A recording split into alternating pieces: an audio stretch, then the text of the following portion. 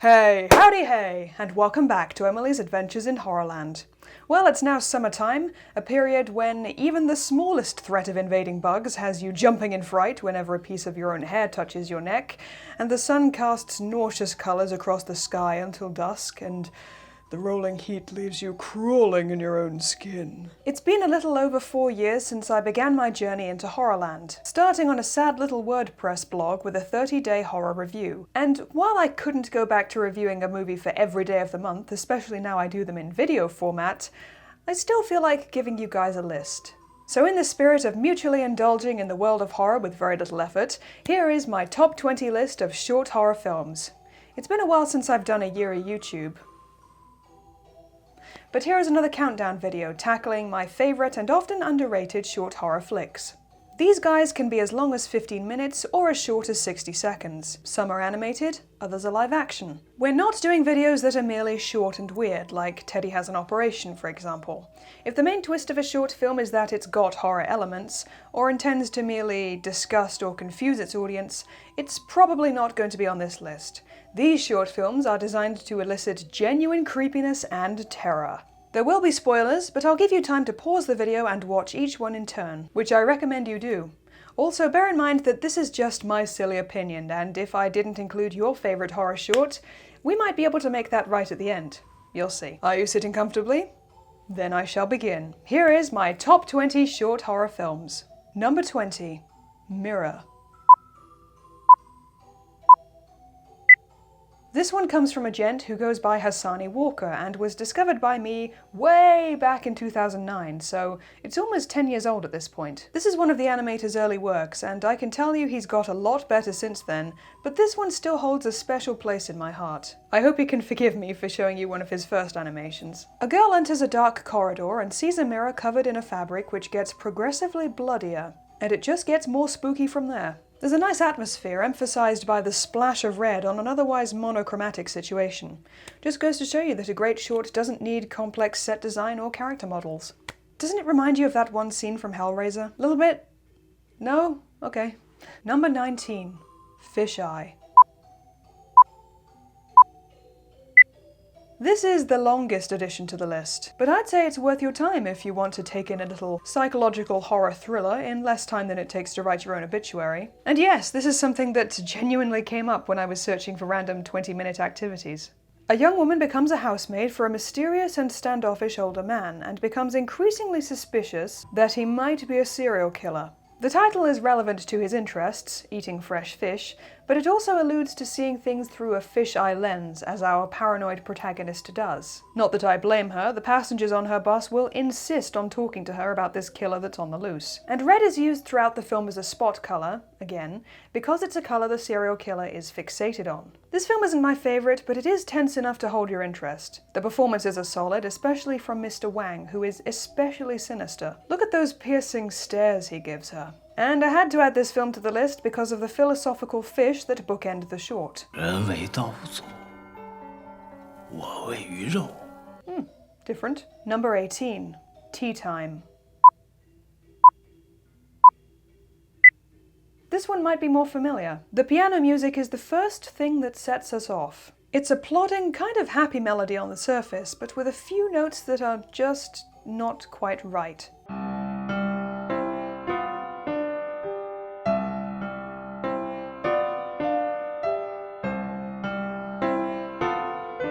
Then the old woman adds a scoop of cat food to an overflowing bowl of cat food. Okay. That piano music changes once more, reverb and a more unsettling echo, as we see what remains of her tea time visitor. The actual plot of the film is up for speculation. Perhaps she murdered her husband because he killed the cat. Or maybe it was the other way around. Or she could be a dementia sufferer who mistook her own husband for an intruder. In any case, we are inclined to feel as confused and horrified as the protagonist herself. As the video description says, this was originally made for a Los Angeles film event called Attack of the 50-Foot Reels. The description also tells us that the film was made on a single Super 8 cartridge, edited in camera, and shot in sequence with only one take per shot. That sounds needlessly complicated until you learn the reason why. Kodachrome Super 8 filmmaking became basically extinct after the aforementioned film festival, because the cartridges were discontinued and there was only a single lab left in the world with a limited amount of processing chemicals left to develop the film. This is a very succinct yet powerful short, which deserves to be seen, so here is my recommendation to you. In case you haven't already scuttled along and viewed it beforehand, which I told you should be doing. Number 17 and number 16, Tuck Me In / Bedtime. Good night, little children. Sleep tight and don't you let the bedbugs bite, for if you do, you'll get the flu and that will be the end of you. These two are based on one of those 2-sentence horror stories that were popular a few years ago. In fact, they're based on the exact same story by Juan J. Ruiz, and I couldn't decide between them, so I gave them basically the same spot on the list. Maybe you can tell me which is better. Tuck Me In is the shorter film, but then again the story is short, so it's quite fitting. A father is tucking in his child who asks him to check for monsters under the bed. And under the bed is the child who claims there's a monster on the bed. What I like about this one is that we never know which one is the real boy, so to speak. I do wish the actor didn't talk like this though, so it loses some points with me. In Bedtime, more care is taken to show the relationship between mother and daughter this time, which is nice. And this time it's quite clear which child is the monster. Even before the mother checks under the bed, her daughter is cold to the touch and is stonily staring straight ahead. And I'd like to add that the ball rolling out from under the mattress is really nice. I like that detail a lot. Reminds me of the Changeling's own scene of ball-based terror. So yeah, let me know which one is your favourite. Number 15. Sucker Blood. Sucker Blood is a highly stylized live-action short film which closely resembles all the scariest parts of Disney's Snow White. It plays like a grim fairy tale, as an initially unidentified narrator intones the tale of Tilly and her wicked stepmother through song. Sucker blood, I beg you come to slaughter my daughter should she suck a thumb. Aye, verse. Aye. So yes, much like the Pie Man from Grizzly Tales for Gruesome Kids, this sucker blood creature is supposed to come after children who suck their thumbs. I can see how that would be a deterrent, but without seeing sucker blood, it's hard to imagine he's much scarier than the wicked stepmother. Just look at her! Crikey blimey. There's a lot to like about this film's visuals and overall feel. I love the candlesticks, the creaky stairs, the trees with faces, and the music really helps the atmosphere. It goes all out with an eerie choir, horror stings, violins, piano, the works. And I love that poor terrified Tilly is craving comfort from the thing that potentially brings monsters. That's kind of unique for a short horror film, so if you like creepy or cautionary tales, you'll like Sucker Blood. Number 14. Manny. I don't have much to say about Manny. Someone in the comments of this video mentioned that it's very similar in style to David Firth's works, which is kind of true. Not that that's a bad thing, mind. Comment down below if you'd like a video review of Salad Fingers or one of David's other works. Manny is a nice little bit of stop-motion animation, parts of which I had trouble figuring out how they were done. Yeah, good sentence, Embo. For example, when the poor doll's hair falls out. Maybe that's why he's called Manny, because he's a mannequin head. Ah. The film seems to be about the dangers of greed and how it will only lead to insanity and destruction of the self. This short gets pretty damn hellish by the end, making an abstractly disturbing addition to the list, as Manny goes through this terrifying transformation. I think you'll like it. Number 13, Overtime. Overtime is a horror short with comedic elements, and is probably one of the most cinematic feeling of the bunch. It has the quick, flashy pace of an Edgar Wright movie, and is almost farcical in its layers of contrivance, I guess, but not the annoying kind. An office worker called Ralph is in a rush to get home, but is finding that just a little difficult this evening. As time goes on, it becomes apparent that his reason for rushing home might have to do with a certain time of the month.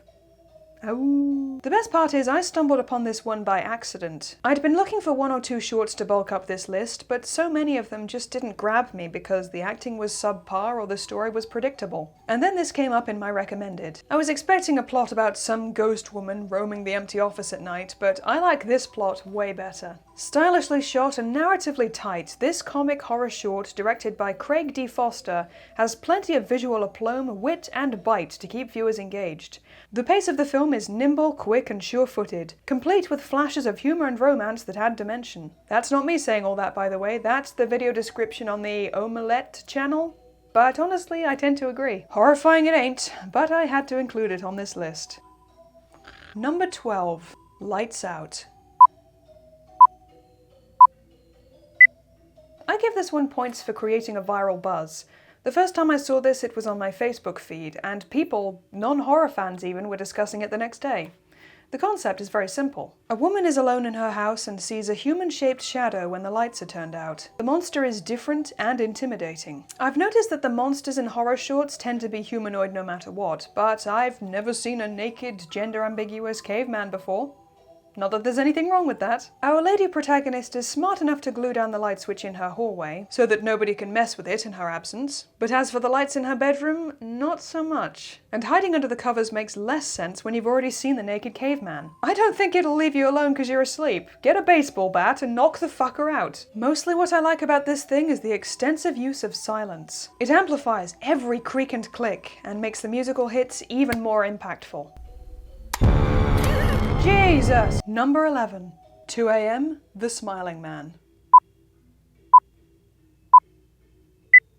Not to be confused with The Smiling Man, which is a short from 2015 about a creepy clown character. I don't know why, but that one didn't frighten me as much. Perhaps because Paintface is just trying too hard to look insane? 2 a.m. The Smiling Man was inspired by a true story on Reddit, and based on what I've read and seen, it's pretty believable. This captures the feeling of meeting with a strange character on the streets at night, and not knowing if they pose a threat.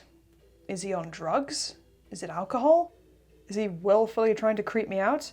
Does he actually want to kill me? This is an experience many of us have either had or had nightmares about. Once I was having a dream about going home at night and taking this shortcut by the canal bank, and all of a sudden these 3 guys came around the corner and boxed me in. And luckily I was lucid enough to go, "Nope, we are waking up right now!" All he can do is stand mesmerized by the man's strange waltz, and oh shit, he's running! I like the sound that happens when the guy starts booking it, and just the expression on this stranger's face is enough to put him pretty high up on the list, because good lord, it is unsettling. A pretty simple plot for this one, but still good. Solid. Number 10, Operator. Part 1. I actually reviewed this one a long time ago on my WordPress blog, but since none of you have actually read it, I'm going to be ripping off my own notes. So in this one we enter InfoCore, with a friendly sounding slogan which can be ironically echoed later. Dystopian sci-fi likes its some ironic echoing. Our main character Bob is an operator who jams plugs into the appropriate jacks in the walls of his tiny claustrophobic cubicle. Not only is he in a windowless box, but his boss is either an automated robot voice, meaning nobody's coming to help him, or an artificial intelligence, which has its own list of implications. Things get nasty when a new system to increase efficiency by 8% turns out to be this blobby, dark, viscous, oozing creature which enters his work prison. The short is stop motion, which I'm always a fan of, and it has an interesting premise. The director was inspired by figurative and literal forms of parasites, specifically the cordyceps fungus, which affects worker ants, driving them like zombies. There's a body horror element to it, and also the theme of monotony and lack of autonomy in the workplace. If being human is what negatively impacts the bottom line, then it has to go in this world. I love this for the expressions of the character, that little shine in his eye, and the use of light and shadow is masterful, really. You'll see what I mean when you watch it. Also, for anyone who's interested, there is now a part 2 for this one. Yay! 2 for the price of 1. Number 9. Never ever open it. This short is one I will never stop recommending, even if the ending is a bit... well. Written and directed by Damien McCarthy, Never Ever Open It introduces us to a late-night security guard who gets bored and heads outside his box to have a look around. This is a no-budget horror film that runs for about 9 minutes. What I love about this is just the way this abandoned building looks. The aged brick, the worn splintered wood, the kind of place where scary things are bound to happen. This one maintains its suspense throughout, including a rough timer for the man opening the box that he finds. The audience is always asking questions. Why are the ballpoint pen and the axe chained to the wall? Who would put all these books in front of a random door? Why would his torch stop working when he tries to peer inside the crate? All this works to build a terrific ambience. The viewer knows that there is some bad news living in that box, and yet the film doesn't try to spell it out to us or rush to its conclusion. The use of black and white to emphasize the darkness is nice, and the score is a tense yet subtle underlying hum. I do take points off for the ending, not because it isn't scary, but because, like Damien's other shorts, such as Hungry Hickory and He Dies at the End, it can be kind of amusing or just plain bewildering. I think he does it deliberately, but you can't fault him on the suspense, so Never Ever Open It still gets a number 9 on this list. Number 8. Internet Story. This one tells of a YouTuber who entered an online contest to win a bunch of money. Set in the earliest days of YouTube, we're reminded again and again how small and insignificant the whole affair was in context for both parties, and how one of their grim fates was lost in a sea of more popular content. It combines the narrative structure of an Aesop's fable, complete with a foolhardy protagonist, with a murder mystery and a rather chilling final message. It also uses a quirky flash animation for the section about the partner's tale, and the whole rest of the film is websites and graphics that are over a decade old. Really makes one feel nostalgic. Unlike a more modern-style immersive ARG, we have a narrator to guide us through this story from beginning to end, so it shares the characteristics of all found-footage films. The principal character can die. The narrator has a great voice. He claims to have stumbled upon this story as any of us might, which, even if it doesn't make the story wholly credible, does hint at a general truth that many dark and troubling things happen in plain sight on the internet. And apparently a few people did take this short film at face value and set about proving what a hoax it was. This guy's still alive, it's not real. I found out that Al1's Angel Fire site explaining the contest is still there to this day, although the puzzle isn't. Maybe that's for the best. Number 7. Bedfellows. Another very short one. Most probably, you've seen a tiny bit of this film at least. The monster has been floating around in GIF form for a long time, and even the video thumbnail frustratingly gives it away. Also, somewhat maddeningly, it's impossible to find high-quality video versions of this short film. So I've linked you to the one that is on the director's channel. Where was I? Oh yeah, short and sweet this one is. A woman gets a call in the middle of the night. Her phone is on her boyfriend's nightstand, for some reason, so she reaches across him to pick it up. So what could be the most frightening thing to hear on the phone at 3 a.m? That's right, the boyfriend went out for a walk and needs the girlfriend to let him back in the house. Here we get 3 hits of terror. The initial realization that someone else is in her bed, a good look at the thing, who's super excited to scare the living daylights out of her, it's almost cute, and the slow reaching over that has us viewers shrink behind our hands in apprehension. No! What are you doing? It's gonna... I'll admit the jump scare at the end does more to diffuse the terror than actually ramp it up, but to be fair, how else are you gonna end a film like this? Drew Daywalt has made several other horror shorts, stopping just 5 years ago, I guess before 720p became a thing. Still, one worth seeing. Number 6. Never Woke Up. Here we have a short animation by Katie Towell, who has created several of these and remains active up to this day, unlike Drew. Some of her animations follow the same twisted kid story format as Sucker Blood, such as The Little Girl Who Was Forgotten. Mr. Kreisel was great fun for a while. But this one is simply an account by a young girl who once fell asleep and never woke up.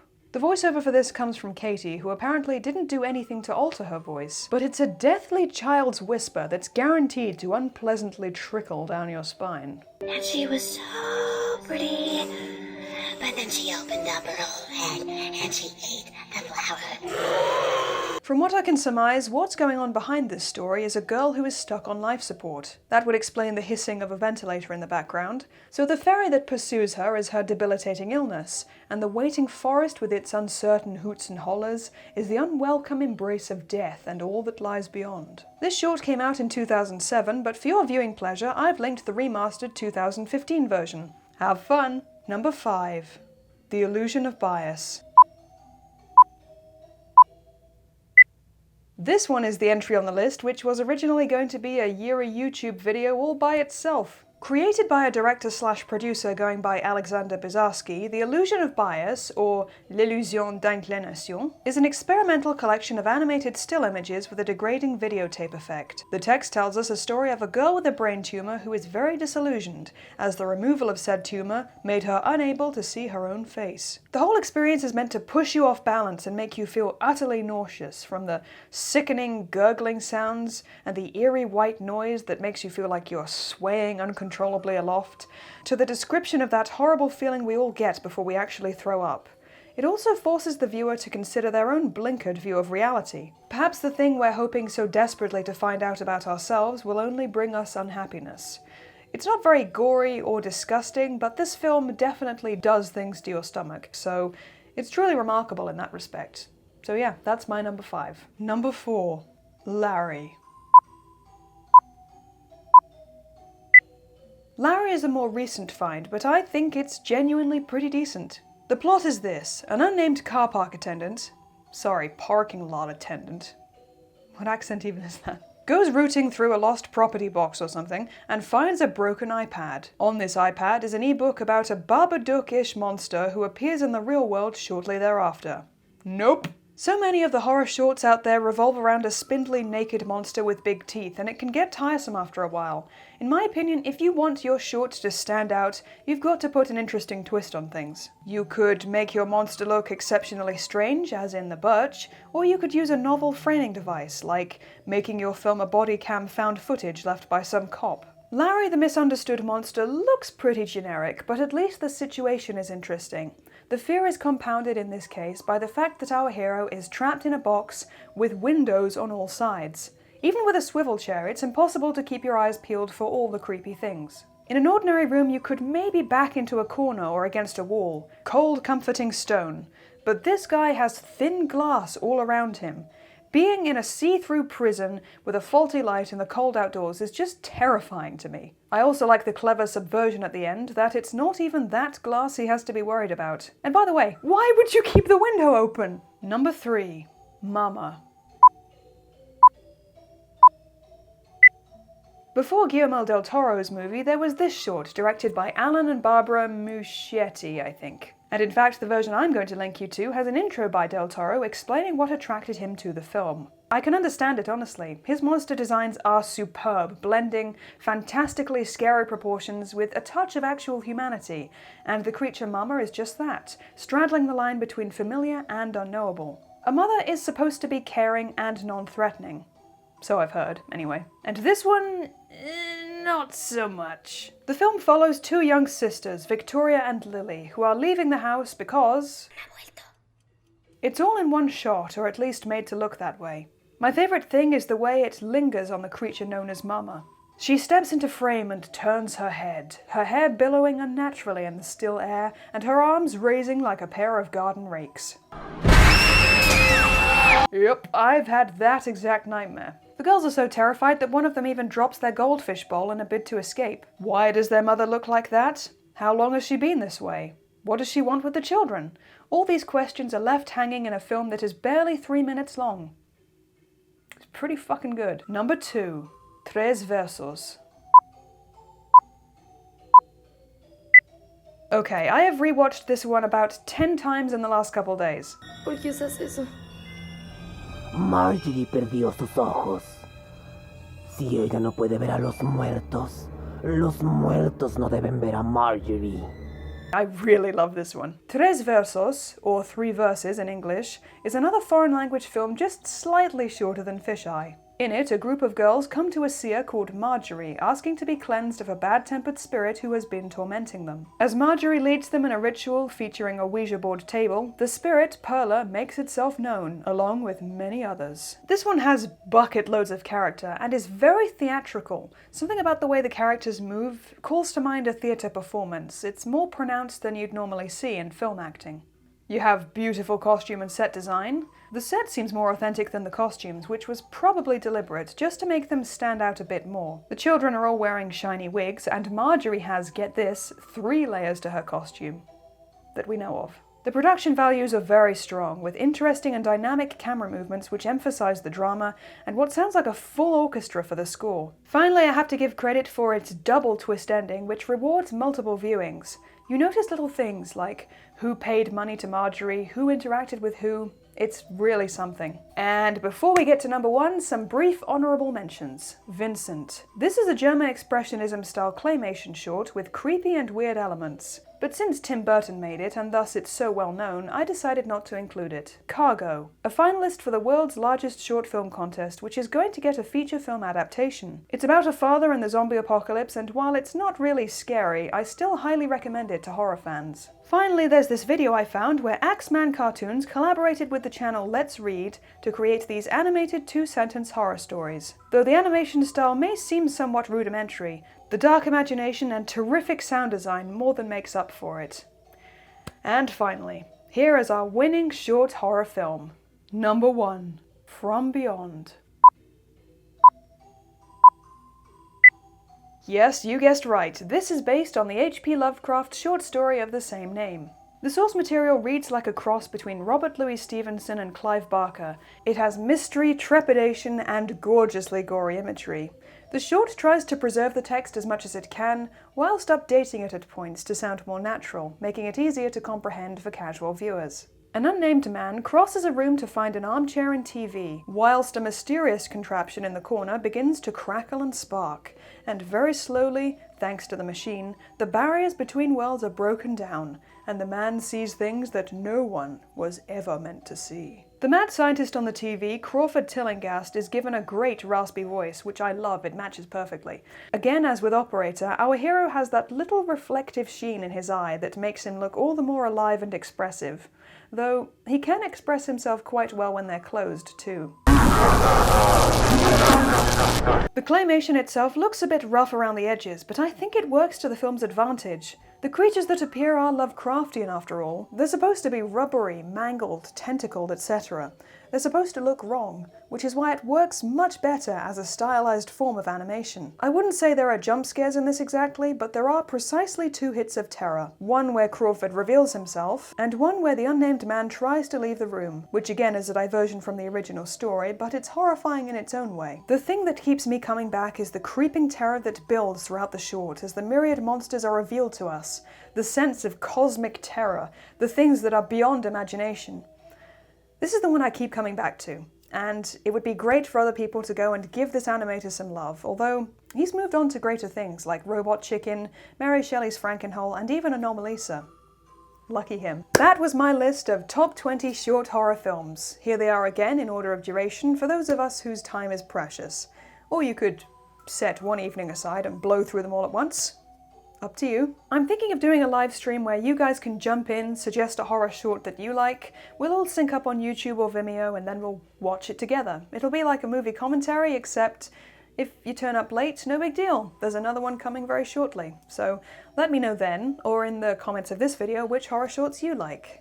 You can keep an eye on my Facebook and Instagram for announcements about the live stream. Subscribe if you haven't already. And as always, thank you very much for watching and I'll see you next time. Cheerio.